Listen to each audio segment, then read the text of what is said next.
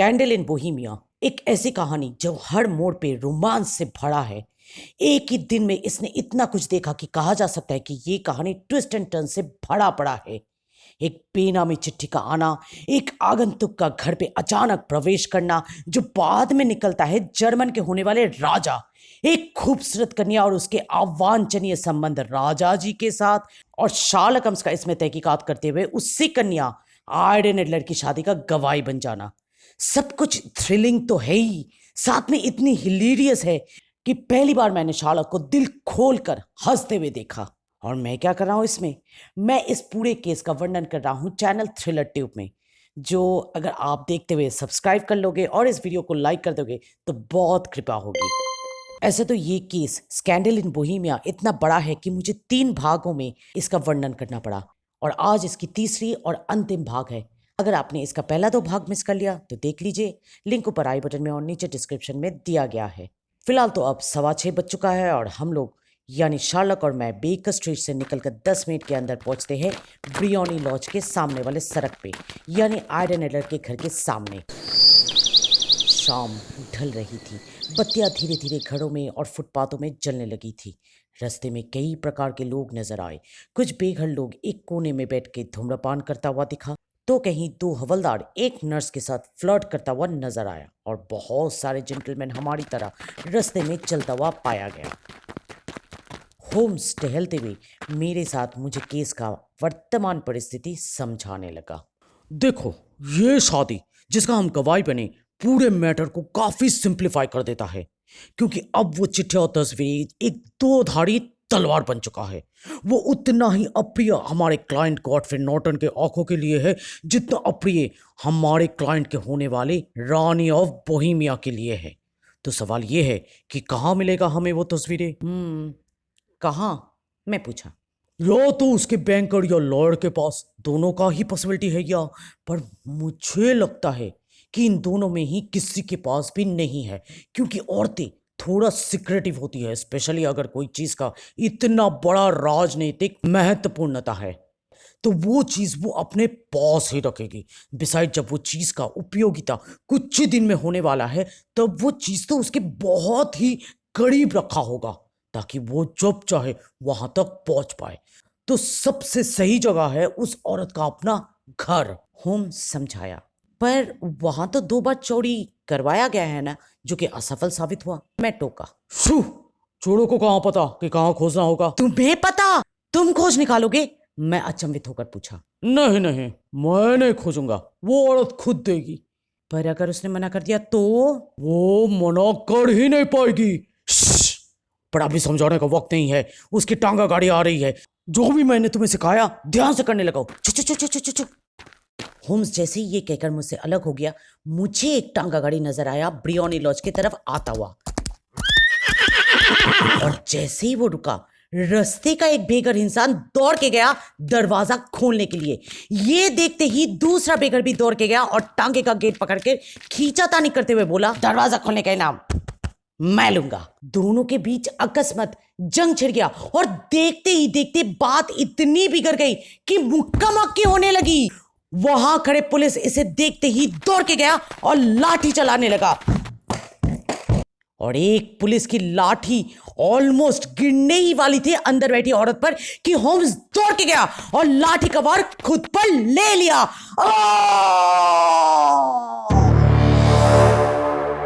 एक दर्दनाक चीख, और होम्स नजर आया जमीन पे दर्द से छटपटाते हुए। नाक से उसकी खून पानी की तरह बह जा रही थी। रास्ते पे चलने वाले जेंटलमैन सब दौड़ के गया होम्स का मदद करने के लिए। इस बीच आयरन एडलर मौका पाते ही टांगे से निकली और अपने घर के गेट पे उठ खड़ी होकर फिक्र भरी नजरों से होम्स को देखने लगी। और रही बात उस 2 बेघर लफंगों का, तो उन लोग पहले फुर्सत में ही भाग निकले, और वो 2 पुलिसमैन मामले का गंभीरता को देखते हुए वो भी भाग गए। क्या वो सचिन ठीक है? आयरन स्वीटली पूछी, और ढेरों जवाबें आने लगी। लगता है मर गया। नहीं नहीं नहीं नहीं, जिंदा है। अरे कोई इसे हॉस्पिटल ले चलो। नहीं बचेगा, हॉस्पिटल तक नहीं बचेगा। बहादुर इंसान था, अगर ये ना होता मैडम आप तो अरे सांस ले रहा है, सांस ले रहा है। आपके घर के भीतर ले जाऊं? हाँ मैडम, घर के अंदर सोफे में लेटा दूं? इस तरह तो नहीं छोड़ सकते हैं ना रास्ते पर आपके बचाने वाले को। हाँ हाँ जरूर, क्यों नहीं, अंदर ले आइए ना उसे। आयरन बहुत ही प्यार से बोली। होम्स को सावधानी के साथ उठाकर घर के भीतर ले जाया गया और मैं सिटिंग रूम के खिड़की के बाहर खड़ा सोचता रहा कि मैं जो भी करने जा रहा हूँ क्या वो सही है। लज्जित हो रहा था अपने आप पर यह सोचकर कि यहाँ ये खूबसूरत लड़की मेरा दोस्त का सेवा कर रही है, उसका देखभाल कर रही है और मैं इस दयालु प्राणी का उपकार का बदला चुका रहा हूँ उस पर ही षड्यंत्र करके। पर अगर मैं ऐसा नहीं किया तो होम्स के साथ सबसे बड़ा दगा होगा। अपने हृदय को कठोर किया और स्मोक बॉम्ब को पॉकेट से निकाला। खिड़की के बाहर से मुझे होम्स दिखा, सोफे में लेटकर ऑक्सीजन के लिए तड़पते हुए। एक नौकर दौड़ के आई और खिड़की खोल दिया। उसी वक्त होम्स का हाथ ऊपर उठते हुए नजर आया और मैं स्मोक बॉम्ब को खिड़की के अंदर फेंकते हुए चिल्लाया, आग आग। मेरा आवाज मुंह से निकला ही नहीं कि रास्ते पे खड़े सभी लोग, चाहे वो जेंटलमैन हो या लोफर हो या बूढ़ी औरतें, सब एक साथ चिल्लाने लगे, आग आग आग लगी, आग लगी। अरे आग लगी, आग लगी। होम्स का इंस्ट्रक्शन फॉलो करते हुए मैं इसी भीड़ में मिल गया और जल्दी जल्दी अपना पैर चलाते हुए इसी नुक्कड़ से बाहर आ गया। 10 मिनट में होम्स भी वहां से बाहर निकल आया और मेरा पीठ थपथपाते हुए इस केस में मेरा योगदान का तारीफ किया। तुम्हें फोटोग्राफ्स मिला? मैं बहुत एक्साइटेडली पूछा। ओ, मुझे पता है कि वो कहाँ है। कैसे खोज निकाला? वो औरत मुझे बताई। हैं? मैं तो सारा वक्त वहीं पर खड़ा था, मुझे तो नजर नहीं आया वो औरत तुम्हें कुछ बताते हुए। मैं पूरा अंधेरे में हूँ, क्या तुम विस्तार से बताओगे इसको? होम्स हंसते हुए मेरा इस सवाल का जवाब समझाने लगा। यहाँ तक तो तुम जरूर समझ गए कि वो दो बेघर इंसान, दो पुलिसमैन और रास्ते पे चलते हुए पोलाइट जेंटलमैन सब भाड़े का अभिनेता थे और मेरे नाक से लाल रंग का पेंट को खून बताकर लड़की का दिल जीतकर लड़की के घर में प्रवेश होना सब मेरा प्लान का हिस्सा था। हाँ ये तो मैंने गस कर लिया था। तो घर में है सिर्फ 2 कमरे और एक रसोई। अब रसोई में तो कोई कीमती कागज नहीं रखा करता है ना, तो बच गया 2 रूम, यानी एक सिटिंग रूम और एक बेडरूम। अब देखो, घर में जब कोई विपत्ति आता है तो लोग सबसे पहले खुद को बचाने के साथ साथ अपनी कीमती चीज को भी बचाने की कोशिश करता है। औरतों के मामले में इतने सालों का जांच पड़ताल से पता चला कि विवाहित और कुमारी लड़कियां घर में आग लगने पर सबसे पहले अपनी कीमती ज्वेलरी का रक्षा करती है और एक माँ रक्षा करता है अपने बच्चे का। ये आग लगने का पैतरा मैं पहले भी 2 बार सफलतापूर्वक इस्तेमाल कर चुका हूं। तो इस केस में स्मोक बॉम्ब से निकली धुएं हर जगह फैलने लगी तो वो औरत दौड़ के गई और एक छुपी हुई स्लाइडिंग पैनल को 2 दीवारों के बीच में से खींचने लगी। पर जैसे ही पता चला कि ये एक फॉल्स अलार्म है, वो वापस उस स्लाइडिंग पैनल को अंदर ढकेल दिया। तो अब क्या? मैं पूछा। अब बोहेमिया के राजा का इंतजार करना है और क्या। पुलिस तो हूं नहीं कि उन चिट्ठियों को कब्जे में ले लूंगा, और अगर पुलिस होता भी तभी भी प्रेम पत्र और तस्वीरें रखना कोई गुनाह तो है नहीं। बेहतर यह है कि उन तस्वीरों पर राजा जी खुद आकर अपना कब्जा जमाएं। बातें करते करते हम लोग अपने घर बेकर स्ट्रीट पहुंच ही गए थे, पर इससे पहले कि हम लोग दरवाजा खोलकर अंदर प्रवेश करते, कोई राह चलता इंसान पीछे से आकर गुड नाइट मिस्टर शार्लिकम्स कहकर चला गया। होम्स इमीडिएटली पीछे मुड़ा, पर सड़क पे इतने सारे इंसानों में से कौन उसको विश किया ये समझ नहीं पाया, बस धीरे से बड़बड़ाता रहा। मैं इस आवाज को पहले भी कहीं सुन चुका हूं, पर कहाँ? सारी रात मैं सो नहीं पाया केस के बारे में सोचते हुए, और लगता है बोहेमिया के राजा भी सो नहीं पाया ठीक से, इसीलिए तो सुबह होते ही वो आधम का हमारे ब्रेकफास्ट टेबल पे। प्रेम पत्र और तस्वीरें मिल गया आपको? बहुत उत्साह के साथ उसने होम्स से पूछा। अभी तक नहीं। होम्स जवाब में बोला। मिल तो जाएगा ना? आशा करता हूं, बस उस औरत का घर पहुंचना है जितना जल्दी हो सके। तो देर किस बात की, नीचे हमारी बग्गी इंतजार कर रही है, चलिए। राजा बोला और हम तीनों उसके बग्गी में होकर सवार चल दिए ब्रियोनी लॉज। जाते जाते रास्ते में होम्स बोला, ऑर्डिनर लड़की शादी हो गई। शादी? कब? कल किसके साथ? नॉर्टन नाम का एक वकील के साथ। हाँ, पर वो उससे प्यार तो नहीं करती होगी ना? मैं आशा करता हूँ कि वो उससे प्यार करे। ऐसा आप क्यों आशा रखते हो?